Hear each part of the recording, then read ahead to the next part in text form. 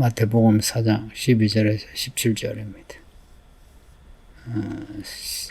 예수님이 복음을 전하시는 내용입니다.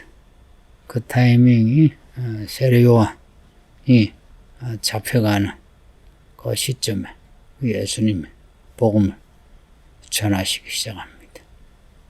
세례 요한이 예수님께 세례를 드리고 난 뒤에 이제 사명을 다한 거죠. 해서 헤롯에게 붙잡혀 이제 나중에 참수당합니다. 세례 요한에 대한 기록이 그리 많지 않은데 뒤에 14장 그리고 누가복음 3장에 헤롯에 대한 내용이 있는데 그 분량을 떠나서 세례 요한에 대해서 읽어보시고 생각할 게 많습니다. 헤롯을 비판하다가 헤롯에게 붙잡혔거든요. 헤롯이 결혼하면 안 되는 조카 헤로디아와 결혼했어요. 그리고 헤로디아는 헤롯 안티파, 지금 본문의 헤롯이 헤롯 안티파예요. 헤롯 안티파 결혼하기 전에 헤롯 빌립, 헤롯 안티파의 동생입니다. 지금 헤롯의 동생과 결혼했다가 지금 본문의 헤롯 안티파하고 이 불륜입니다. 그 첫 남편 그냥 차버리고 헤롯 안티파와 결혼한 거예요. 이 문제로 유대 전체가 또 들썩했고요. 그 세례 요한이 여기에 주동한 겁니다. 그러니 헤롯 안티파는 아니면은 불륜을 저지른 헤로디아가 세례 요한이 싫은 거죠. 그래서 헤롯의 생일 잔치날에 그 살로메라고요. 헤로디아의 딸, 헤롯 안티파의 딸이 아니고요. 살로메를 사주해가지고 세례 요한을 참수합니다. 이 점에 예수님이 복음을 전하셨다. 메시아가 오시니 메시아를 예배하는 사람은 이제 끝나는 겁니다. 승론입니다. 우리도 그렇습니다. 우리 인생에 할 일을 마치면 죽는 겁니다. 사람들 보기에는 그 죽음이 어이없고 허무하게 보여도 우리가 할 일을 하고 죽으면 괜찮은 죽음이고요. 사람들 보기에 굉장한 삶이요 굉장한 죽음이라도 하나님이 주신 일을 하지 못하거나 무관한 삶을 살았다면 그 죽음은 그 삶은 헛되고 헛됩니다. 세례 요한은 그 한 일이 예수님의 길을 예비한 이 일 하나입니다. 우리도 할 일이 있죠. 다시 오신 예수님을 예배하는 것. 이 일이 우리의 소명입니다. 저도 이 소명을 지금 감당하고요. 여러분도 여러분의 소명 감당하세요. 돈을 벌고 건강 챙기고 하는 것도요. 다 이 소명을 위한 것이지. 만일 다시 오시는 예수님을 준비하는 것이 아니면 여러분의 모든 것은 헛되거나 아니면 악한 겁니다. 예수님이 헤롯의 소식을 듣고는 갈릴리로 물러가셨답니다. 물러가셨다. 이 표현이 그대로 물러가셨다. 표현은 참 좋은데요.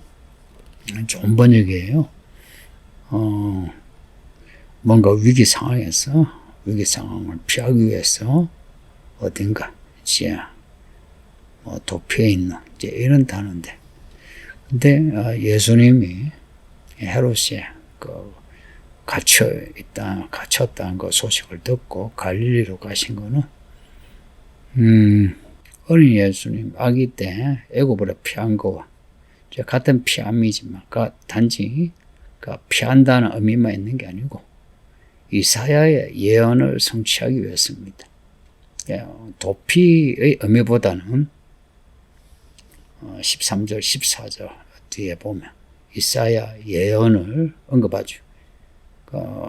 예수님의 출생, 탄생, 성장 과정, 그리고 복음 사역 모든 게 예언의 성취입니다. 그 성취의 스토리를 따라서 예수님이 살아가시고 또 죽으신 겁니다. 갈릴리에 대한 그 예언, 갈릴리, 스불론 땅과 납달리 땅과 요단강 저편 해변길과 이방의 갈릴리요, 흑암에 앉은 백성이 큰 빛을 보았고 사망의 땅과 그늘에 앉은 자들에게 빛이 비추었다. 이 갈릴리에 빛이 비추었다. 큰 빛이 비추었다. 그래서 흑암에 앉은 백성, 사망이 이제 환해지며 생명을 얻게 된다는 갈릴리에 대한 예언입니다. 그리고 이방인들이 많이 거주한다. 원래 갈릴리 또한 가나안 땅이죠.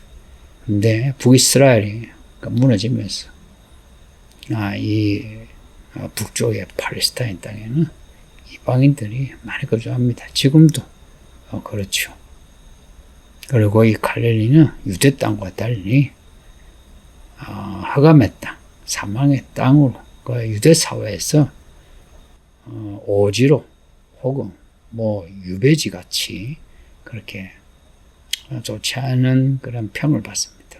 예수님이 나사렛 출신이잖아요.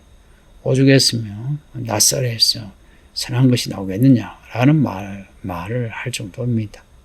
근데 예수님이 그 갈릴리로 가신 겁니다. 왜? 예수님의 첫 사역이 이사야 예언의 성취입니다. 예수님이 빛이십니다. 예수님이 가시는 곳마다 빛이 납니다. 새 예루살렘에 예수님의 빛으로 새 예루살렘 전체가 환해지면서 해와 달이 필요 없다 하죠. 갈릴리가 어디겠습니까? 사망의 땅, 흑암의 백성이 어디겠습니까? 이방의 땅이 어디겠습니까? 우리 아닙니까? 우리가 있는 이곳이 사망의 땅이요, 우리가 흑암의 백성인데 예수님이 오신 겁니다. 할렐루야. 예수님이 우리에게 구원의 빛을 비추신 겁니다. 이사야 예언은 이렇게 중첩적입니다.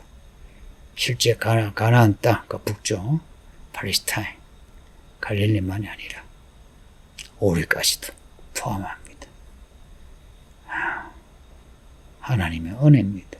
우리 같은 사람에게 이렇게 복음의 빛이 비춰져서 우리가 이렇게 예수님을 믿게 되고 구원받게 된 것, 하나님의 은혜니까.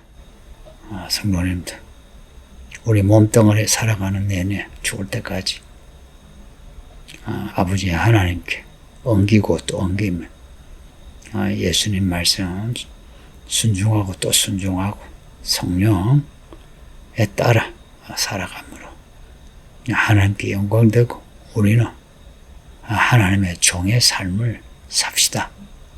아까 말씀드렸지만 예수님이 처음 오실 때 세례요한, 그러면 예수님이 다시 오실 때는 뭡니까? 요한계시록에 나오는 하나님의 종들입니다. 예수님이 복음을 전하십니다. 회개하라, 천국이 가깝다. 이제 이 예수님의 첫 이 외침은 앞에 3장 2절에 세례요한이 외쳤던 회개하라, 천국이 가깝다 하는 그 말씀과 똑같습니다. 헬라 원문도 똑같습니다. 토시 하나 드리고 똑같습니다.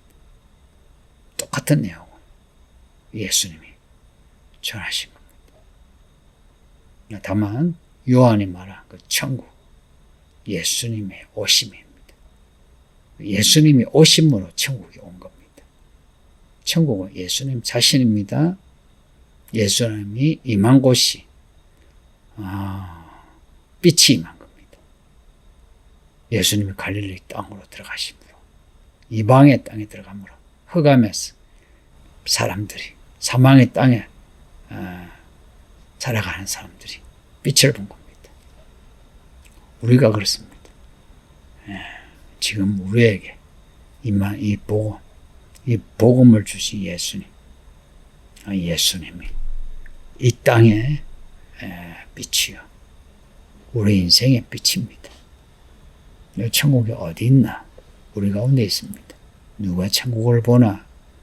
회개하는 사람입니다. 회개하라, 천국이 가깝다 합니다. 누가 천국 가나? 요한계시록 22장에 자기 두루마기를 빠는 사람이라 합니다. 회개하는 사람입니다. 회개하는 사람에게 믿음의 열매, 성령의 열매가 있습니다.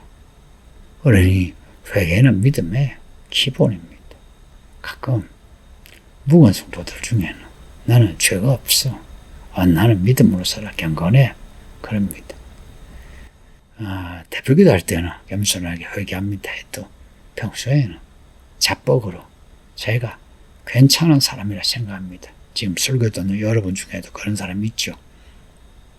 당신 큰일 났어요. 그 마음 죽을 때까지 변하지 않을 수도 있어요. 낙타가 바늘구멍 들어가는 것보다 변화가 어려울 수 있어요. 그러니 낙타가 바늘구멍 들어갈 수 있도록 낙타라 자기를 죽여야죠. 자기를 죽이지 않으면 안 돼요. 그러지 않으면 천국을 못 봐요. 그리고 죽어서 천국 못 들어가요. 우리 모두 회개하는 사람들요. 천국에 들어갑시다. 살아가는 동안에 하나님의 빛이 우리 가운데 비추어져 흑암과 혼돈 공 속에 있지 아니하고 생명의 빛 가운데 생기 발랄하게 살다가 예수님 오실 때 다 천국 올라갑시다. 아버지 하나님 감사합니다. 마태복음 읽게 하시니 잘 읽어내고 생각하여 깨달아 결심하여 변화되게 하소서. 예수님의 이 구원의 이야기가 이렇게 잘 짜여진 스토리가 우리에게 이렇게 알려졌으니 우리도 또한 믿음의 이야기를 하나님을 따라 잘 만들게 해주소서. 예수님 이름으로 기도합니다. 아멘.